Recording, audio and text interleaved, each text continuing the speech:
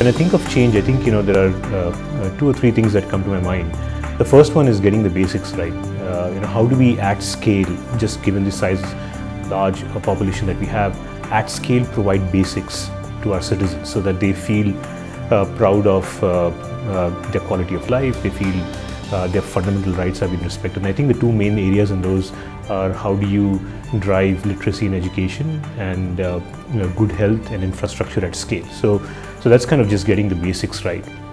I would say the second one that probably comes to mind is how do you get ready for the future? And I would say getting skilled, everyone can be skilled, be ready to take on the challenges what the future digital economy poses in front of us. Actually the opportunity, not really the challenge. Because I think getting that piece would allow people to be a magnet for all different opportunities that the future is going to open to us. And I would say the third piece is empowerment. How do you empower the most common person in the country to use the skills and tap the opportunities? And that kind of leads to entrepreneurship, self-sustainability. It makes India even more attractive for investments. So I would say there are these two or three things that come to mind when I think about change and kind of the future of where India is headed. There is a lot of this would get enabled through the policy changes that the government is already doing, whether it's Make in India or Skill India, Digital India, all of these are enablers. But I think a lot that needs to ride on top of these enablers that creates the right multiplier effect is the participation of the corporate environment, the corporate world, the ecosystem, because this change needs to happen at a massive scale, and that cannot just happen through a top-down initiative. It needs to happen at the grassroots level, and it needs to sustain on its own like a flywheel effect. And I think the Leadership Council is a great initiative. I'm very honored to be part of that.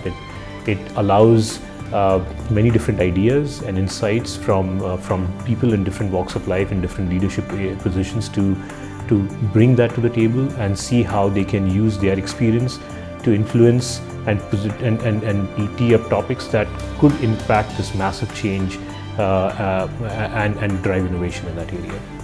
I think what the ILC can do is to help maybe bring its collective insights and ideas from prior experience, because a lot of folks as part of this committee would have experience with scale, would have experience with innovation, would have experience with different Indias. There are so many different kinds of problems that are relevant to different kinds of Indias that they can bring it together and hopefully maybe tee up the things that have the highest leverage.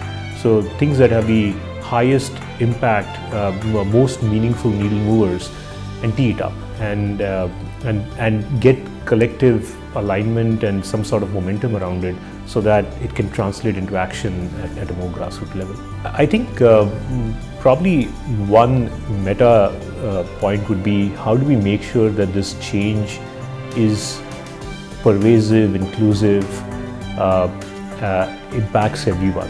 I think one risk is that we might perceive a significant change in a very small segment of this very diverse, vibrant country as a representative of the whole country changing in the right direction. So I think just having inclusive growth and inclusive change is extremely important.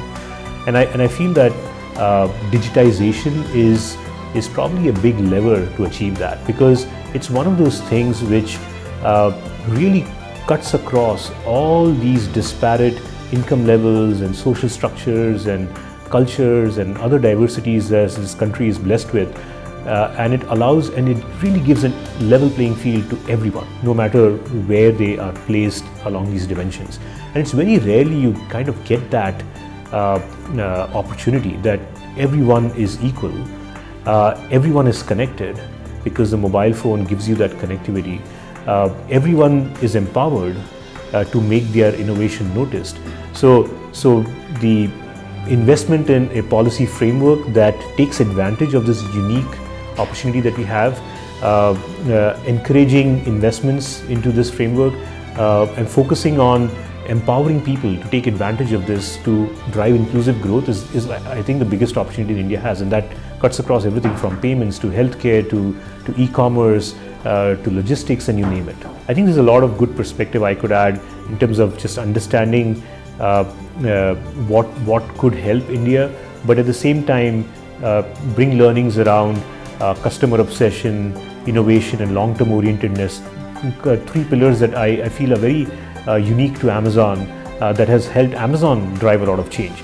So I feel that this mix of experience that I'm bringing probably would be present in every single leadership council member, that they could bring that experience and hopefully converge on something that would be very tangible, needle mover to get behind, and also identify a few mechanisms that would help us gain traction.